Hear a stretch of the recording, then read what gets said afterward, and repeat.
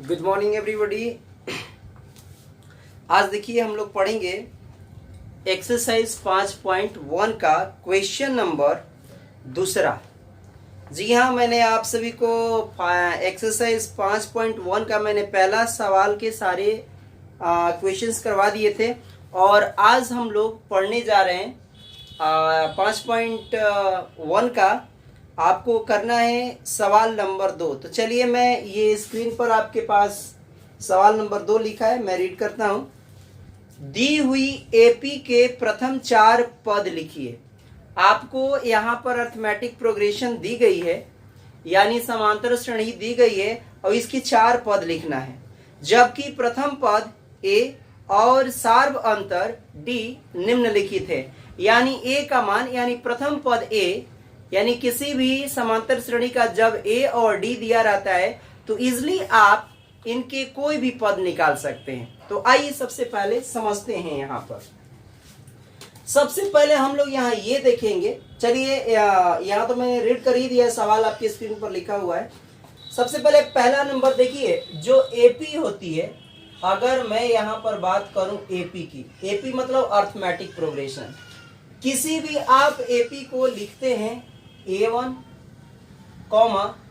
A2, A3, dot dot dot AN।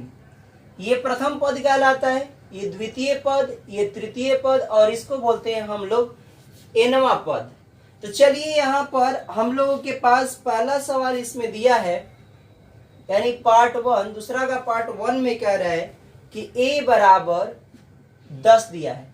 a बराबर 10 का मतलब होता है ये प्रथम पद है। ये कौन सा पद है? ये है प्रथम पद, यानी फर्स्ट टर्म। उसके बाद d नंबर दिया है, यानी आपको d का मान दिया है। d मतलब होता है सर्वांतर, जो कि 10 दिया है। इसको हम लोग क्या बोलते हैं? सार्वांतर। सार्वांतर यानी कॉमन डिफरेंस। चलिए, ये चीज दिया है। मैंने पिछले टर्म में आप सभी को बताया था कि जब इस तरह से पद दिए हैं और इसके कितने पद निकालने हैं? 4 पद निकालने। पद तो नहीं है, सर्वप्रथम पद ए है और सर्वांतर डी है, तो इसके 4 पद लिखने हैं। तो 4 पद लिखने के लिए सबसे बढ़िया ये तरीका ये है कि पहला पद जो होता है A1, इसे कहेंगे हम पहला पद। इसके क्या कहते हैं हम लोग? पहला पद। इसको A2 कहते हैं, यानी ये हो गया दूसरा पद। और A3 इसको कहेंगे थर्ड टर्म, यानी तीसरा पद। तीसरा पद। और A4 को कहते हैं हम लोग चौथा पद। चौथा पद। यहां पर पहला टर्म जो होता है, पहला टर्म को हम लोग हमेशा A से सूचित करते हैं। तो देखिए, पहला टर्म आपके पास कितना दिया है? यहां पर 10 दिया है, तो ये पहला टर्म आ गया 10। अब इसी तरह से दूसरा पद मैंने बताया था कि पहले वाले पद में आपको d का मान जोड़ते जाना है। तो चलिए, यहां पर लिखेंगे, ये आएगा a प्लस, इसमें d का मान जोड़ दीजिए, a प्लस डी। तो a प्लस डी बराबर a का जो मान हो गया वो हमारे पास है 10। यहां हम पुट करेंगे 10 प्लस वैल्यू ऑफ d।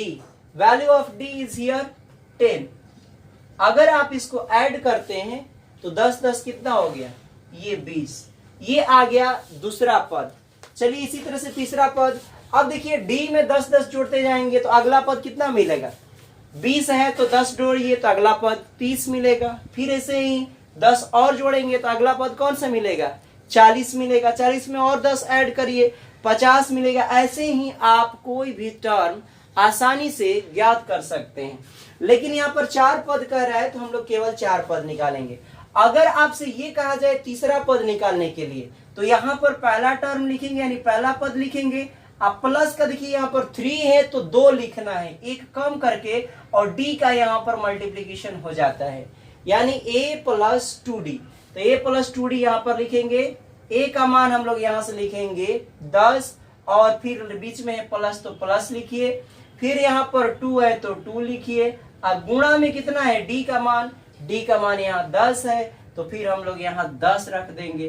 तो ये आ जाएगा यहाँ पर 10 प्लस 10 दूना ये हो गया 20, और इस प्रकार से ये पूरा ऐड करेंगे तो ये आ गया 30। तो देखिए ये तीसरा पद आ गया।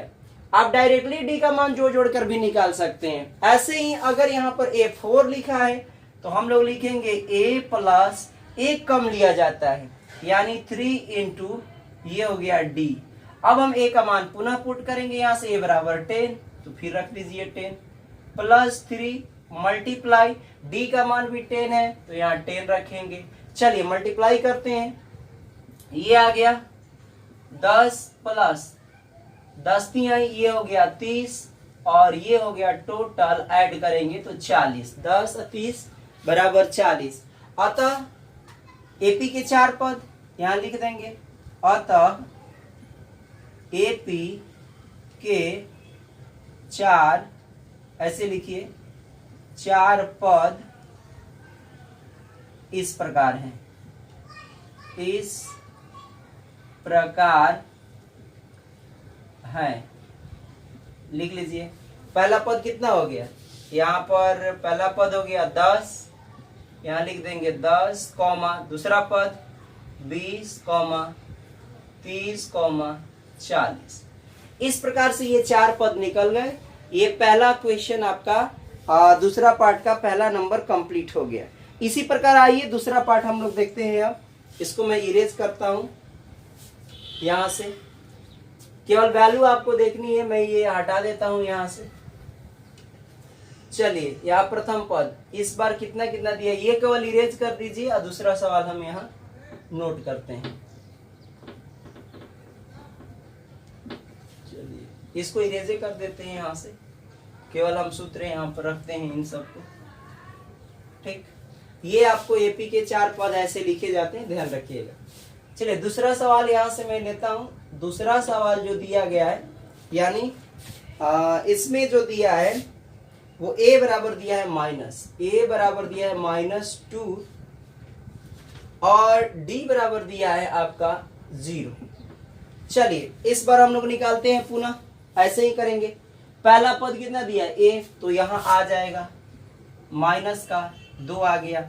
अब इस वाले में रखेंगे a प्लस d को ऐड करते चलेंगे तो -2 a की मान रखिए, अब प्लस का यहाँ पर 0 है d का मान तो 0 रखिए, ऐड करेंगे तो -2, यानी दूसरा पद भी आ गया उतना ही। ऐसे ही तीसरा पद निकालिए तो a प्लस कितना होगा 2d, फिर लिखेंगे a का मान हो गया -2, प्लस लिखेंगे, फिर लिखेंगे 2 इंटू d का मान यहाँ से 0 रख दिया, ये हो गया 0। तो फिर आ गया ये -2 और ये हो जाएगा 2 इंटू 0, ये 0 हो जाएगा, ये -2 अब प्लस का 0 ऐड करेंगे तो पुनः ये भी 2 आया। ऐसे ही आप कोई भी पद निकाल रहे तो सारे पद -2 ही आएंगे, क्योंकि d का मान 0 हो जा रहा है। यहाँ भी -2 रखेंगे, प्लस का 3 मल्टीप्लाई बाई 0, ये हो गया -2, अब प्लस का ये हो गया 0, इसको भी ऐड करेंगे तो -2 ही आएगा। इस प्रकार एपी के हम लिखेंगे 4 पद, इस प्रकार लिख लेंगे। चलिए यहाँ लिख लेते हैं हम लोग। एपी के 4 पद इस प्रकार है, कैसे है, तो पहला नंबर -2, दूसरा भी यहाँ पर -2 है, तीसरा भी -2 है, और चौथा पद भी -2 है। तो यहाँ आपने देखा कि एपी के जो चारों पद आए हैं वो सभी के सभी बराबर आए। कहने का मतलब है कि एपी के चारों पद बराबर भी हो सकते हैं। चलिए अब आगे करते हैं नेक्स्ट नंबर सवाल। नेक्स्ट नंबर है आपका पार्ट नंबर 3, देखते हैं। ये पार्ट नंबर 3 को इसको मैं इरेज करता हूं, और पार्ट नंबर 3 केवल मैं यहां पर इरेज करता हूं, यहां से वैल्यू केवल मुझे डी की लिख देनी है और मैं ये इरेज कर देता हूं। यहां से हम तीसरा पार्ट अब करेंगे। देखिए a बराबर जो दिया है तीसरा पार्ट में, a बराबर दिया है 4, a बराबर दिया है 4 और d बराबर दिया है -3। चलिए इसको भी करते हैं तीसरा पार्ट को। सेम वैसे ही करेंगे, पहला पद a तो a की जगह पर हम रखेंगे 4, यहाँ 4 है तो हमने 4 रख दिया। चलिए अब हमको निकालना है दूसरा पद, तो a प्लस डी a2, ये सब लिखने की जरूरत नहीं है। जैसे पहला पद दूसरा पद अगर नहीं भी लिखना चाहते तो direct a1 a2 a3 a4 लिख सकते हैं। A2 का जो मान होता है A प्लस डी होता है, तो यहां लिख देंगे कितना A प्लस डी। A कितना है तो यहाँ 4 है, 4 रखिए। डी का मान कितना है -3, तो ब्रैकेट लगा के लिखिए, क्योंकि जब भी माइनस होता है डबल चिन्ह आता है, एक प्लस और माइनस, तो हमेशा ब्रैकेट में लिखते हैं। फिर यहां से प्लस माइनस करेंगे तो माइनस आ जाएगा, यानी 4 माइनस हो गया 3। 4 में से -3 करेंगे तो ये आ जाएगा 1, यानी नेक्स्ट जो टर्म आ गया वो आ गया 1। इसी प्रकार से तीसरा पद निकालेंगे। A3 बराबर होता है A प्लस 2D। तो चलिए A का मान कितना है, यहाँ पर लिखेंगे 4 प्लस 2 एंड मल्टीप्लाई बाई, और D का मान यहां से रखेंगे -3, ब्रैकेट में रख दीजिए -3। चलिए मल्टीप्लाई करते हैं, ये तो आ जाएगा 4, फिर प्लस माइनस क्या हो जाएगा प्लस माइनस माइनस, और 3 दूना ये हो गया 6, यानी जब ये 4 में से -6 घटाएंगे तो ये आ जाएगा, बड़ा का चिन्ह उतरता है हमेशा, हमेशा बड़ा का। बहुत सारे बच्चे कंफ्यूज रहते हैं कि 4 में से -6 कैसे घटेगा, तो बड़ा में से हमेशा घटाइए, जो बड़ा का चिन्ह है यहाँ पर माइनस है तो इसीलिए माइनस यहाँ पर रख देंगे। चलिए A4 निकालते हैं, A प्लस 3D हो जाएगा। A का मान रखिए यहाँ से 4, फिर उसके बाद क्या रखेंगे +3 मल्टीप्लाई बाई D का मान रख देंगे -3। अब चलिए इसको हल करते हैं, ये बराबर हो गया कितना 4, 3 3 जा प्लस माइनस, पहले चिन्ह का मल्टीप्लिकेशन करिए, प्लस माइनस माइनस, और 3 3 जा 9 हो गया, मल्टीप्लाई किया तो चलिए इसमें भी बड़ा चिन्ह आया, बड़ा चिन्ह आएगा। 9 में से 4 घटाइए, 9 में से 4 गया तो कितना आया 5, लेकिन बड़ा का चिन्ह उतरता है तो यहाँ माइनस लगा देंगे। ये आ गया आपका चौथा पद।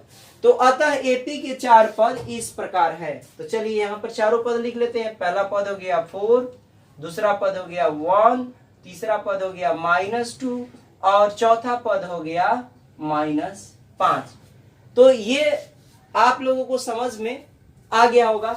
अब हम लोग यहां पर हम डाल देते हैं, तीसरा है, ध्यान रखिएगा। इसके बाद हम लोग करेंगे चौथा पार्ट। चलिए इसको आप नोट कर लीजिए, हम अब चौथा पार्ट करते हैं। अब मैं ये पहला पद दूसरा पद मिटा देता हूं, डायरेक्टली हम लोग करेंगे, ठीक ना। चलिए यहां पर हम लोग अब डायरेक्टली करते हैं चौथा नंबर। यहां से मैं इसको इरेज करता हूं। चलिए इसमें चौथा सवाल क्या दिया है देखते हैं। इसमें चौथा पार्ट है A बराबर -1 दिया है। चौथा नंबर सवाल दिया है A बराबर -1, और D की जो वैल्यू दी गई है वो दी गई है 1/2। चलिए हम 4 पद निकालते हैं। पहला पद AP का A1 होता है, दूसरा पद A2, और यहाँ पर लिखेंगे A का मान तो यही होता है, A2 का मान होता है A प्लस D, A3 का मान जो होता है एक कम लिया जाता है A प्लस 2D, A4 का मान कितना होता है एक कम लेना है, A लिखा, इससे एक कम, तो ये आ जाएगा 3D। चलिए यहाँ पर मान रखते हैं। A का मान यहाँ से -1 है तो मैंने -1 रख दिया। फिर दूसरे वाले में वैल्यू पुट करेंगे, यहाँ से A का मान कितना है तो -1, यहाँ से रखिए -1। D का मान कितना है तो +1/2। अब यहाँ पर बट्टा पे के जोड़ हो जाएगा, इधर नीचे मान लीजिए आप 1, ठीक। लघुत्तम लोगे तो आपको मिलेगा 2, लघुत्तम लेने पर यहाँ से इसका मल्टीप्लिकेशन इधर हो जाएगा तो -2 हो जाएगा, और इसका मल्टीप्लिकेशन इसमें, तो ये हो गया गुणा में 1। और यहाँ पर अगर आप इसको कैलकुलेट करेंगे तो बड़ा का चिन्ह उतरेगा, तो -2 में से 1 गया तो -1/2। ये आ गया दूसरा पद। ऐसे ही तीसरा पद निकालेंगे।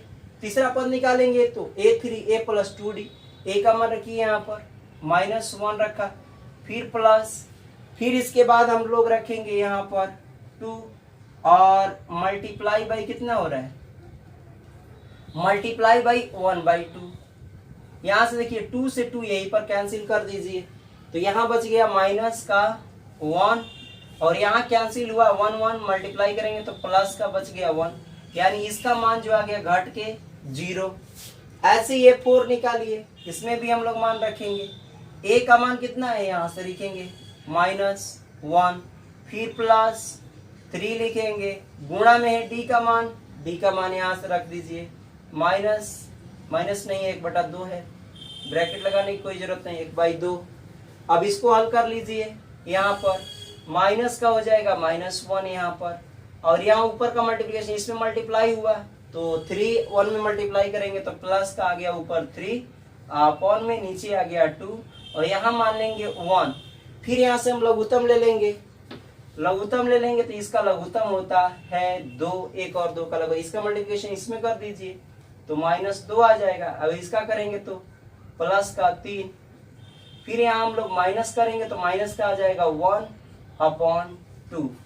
तो ये आ गया चौथा टर्म।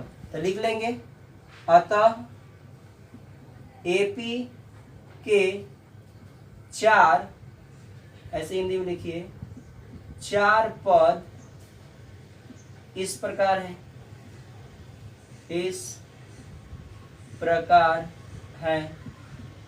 कौन कौन हो गया जी? तो पहला नंबर आया था -1, यहाँ लिख लीजिए नीचे -1। दूसरा जो है कॉमा लगा के लिखना है -1/2, फिर आ गया यहाँ 0 एंड लास्ट जो फोर्थ टर्म है वो है यहाँ पर -1/2। इस प्रकार से ये पी के 4 पद आ गए। चलिए अब इसमें देखते हैं हम लोग नेक्स्ट नंबर, इसमें सवाल जो है वो है 5वां, लास्ट करते हैं। अब इसको भी देख लेते हैं। चलिए इसको इरेज करते हैं। यहां से ए और डी का मान केवल आपको बदलना है, ये सब मैं इरेज कर देता हूं। थोड़ा दूर दूर लिखते हैं हम लोग। चलिए यहाँ पर चौथा नंबर जो 5वां नंबर दिया है सवाल, ए का जो मान दिया है वो दिया है -1.2, -1.25, कॉमा लगा लीजिए। फिर दिया है जो डी का मान दिया है, जो डी का मान दिया है वो दिया है -0.25, -0.25। चलिए इसमें हमें एपी के 4 पद निकालने हैं। तो चलिए एपी के 4 पद निकालने के लिए क्या हल आप लिखते हैं एग्जाम में। एपी के 4 पद आप ऐसे भी लिख सकते हैं, a1 बराबर पहला पद होता है, तो a1 बराबर क्या होता है, a1 यहां से निकालेंगे a ही हो जाएगा, जो मान दिया वहीं रख दीजिए, -1/25। चलिए दूसरा पद कैसे लिखते हैं, a2 बराबर, a2 जब लिखते हैं तो आपको पता है कि a प्लस आपको d करना होता है, यानी कॉमन डिफरेंस जोड़ देना है, सर्वांतर जोड़ना है। प्रथम पद है, सर्वांतर जोड़ते हैं तो आपको a2 मिल जाएगा। यहाँ पर रखिए मान -1.25 प्लस d की जो वैल्यू है वो कितनी है, माइनस में देखिए यहाँ पर 0.25। ये देखिए यहाँ पर जैसे आप निकाल रहे हैं, जैसे ऐड करना है तो आपको समझना है कैसे ऐड करेंगे। यहाँ तो -1.25 आ जाएगा, अब प्लस माइनस माइनस यहाँ आ जाएगा 0.25। अब देखिए दोनों माइनस में है तो ऐड कर दिया जाता है, दोनों वैल्यू माइनस में है तो ऐड करके माइनस का ही चिन्ह रहेगा। चलिए तो माइनस यहां से जोड़ेंगे 5 और 5 10 का 0 आ गया, कैरी किया 1, 2 और 2 जोड़ा तो 4, एक कैरी कितना हो गया 5। ठीक, अब फिर दशमलव है दोनों के बीच में तो यहाँ दशमलव रख दीजिए और फिर यहाँ पर 1 है तो 1 कर दीजिए। तो इस प्रकार -1.5, इसको या तो आप लिख सकते हैं -1.5, क्योंकि इसके बाद 0 का कोई मतलब नहीं रह जाता है। दशमलव के बाद कितने भी 0 हो, बस उसके आगे कोई नॉन जीरो नंबर ना हो, ध्यान रखिएगा। चलिए a3 अब निकालते हैं, तीसरा पद a3 बराबर आ जाएगा, a3 बराबर ऐसे ही लिखेंगे a प्लस 2d और यहाँ पर लिखेंगे a का मान कितना है तो यहाँ से रखिए -1.25, फिर प्लस लिखिए 2 मल्टीप्लाई बाई d का मान कितना है, यहाँ पर ब्रैकेट लगा के लिखिए, क्योंकि यहाँ पर देखिए ध्यान से कि माइनस चिन्ह है, माइनस चिन्ह जब भी रहता है तो ब्रैकेट लगा के लिखा जाता है। चलिए इसको करते हैं हम लोग, तो -1.25 और इसका मल्टीप्लाई करेंगे तो 25 दूनी हो गया 50, अब प्लस माइनस क्या हो गया, यहाँ आ गया 50 दशमलव 2 अंक बाद 1 2, तो यहाँ 2 अंक बाद दशमलव कहाँ बैठेगा, यहाँ अपने मन से यहाँ पर 0 बैठा दीजिए। एक 0 रखना होता है क्योंकि यहाँ पर 25 दूनी 50 किया गुणा तो 50 आया और दशमलव 2 अंक बाद है तो 1 अंक 2 अंक दशमलव खिसक के आ जाएगा, यहाँ पर 2 अंक 1, यहाँ से 2 अंक दशमलव खिसक गया, ध्यान रखिएगा। अब चलिए ये भी माइनस में वैल्यू आई है तो इसको भी ऐड कर लीजिए। माइनस में कितना आ जाएगा, पूरा माइनस यहाँ रखेंगे। जोड़ने का तरीका आपको पता है कि 0 में 5 जोड़ेंगे तो 5 आएगा, 5 में 2 जोड़ेंगे तो 7 आएगा, और दशमलव है तो दशमलव लिख लीजिए, और यहाँ 1 है तो 1, और माइनस का चिन्ह आएगा क्योंकि दोनों माइनस में है। तो ये आ गया एपी का तीसरा पद। अब ये लास्ट पद एक और निकालना है तो यहां से निकाल लेते हैं। A4 बराबर आ जाएगा, फिर लिखिए A प्लस 3D, तो यहां पर लिखेंगे A प्लस 3D में तो A का मान रखिए यहां से -1.25 प्लस 3 मल्टीप्लाई बाई D का मान ब्रैकेट में लिखिए क्योंकि माइनस में है, तो -0.25। चलिए इसका मल्टीप्लिकेशन करते हैं हम लोग। यहां से मैं इसी लाइन में कर देता हूं, ये तो ऐसे ही आ जाएगा -1.25। ठीक, फिर यहाँ पर प्लस है तो प्लस माइनस हो गया माइनस, और यहां से मल्टीप्लाई करेंगे तो 25 ही हो गया 75, यहाँ पर 75 लिख दीजिए। कितने अंक दशमलव, तो 1 2, तो 2 अंक बाद दशमलव शिफ्ट करना है, 1 2 तो दशमलव आ जाएगा यहाँ।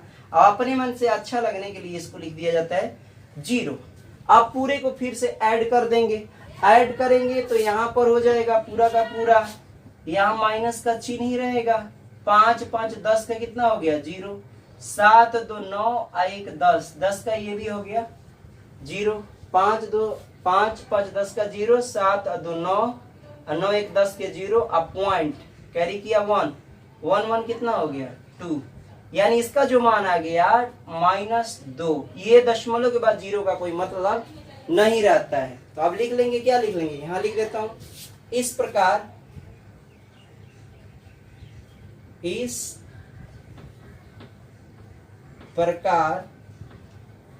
एपी के 4 पद कौन कौन हो गए, 4 पद हैं, कौन कौन हो गए, चाहे अतः एपी के लिख लीजिए यहाँ पर, अतः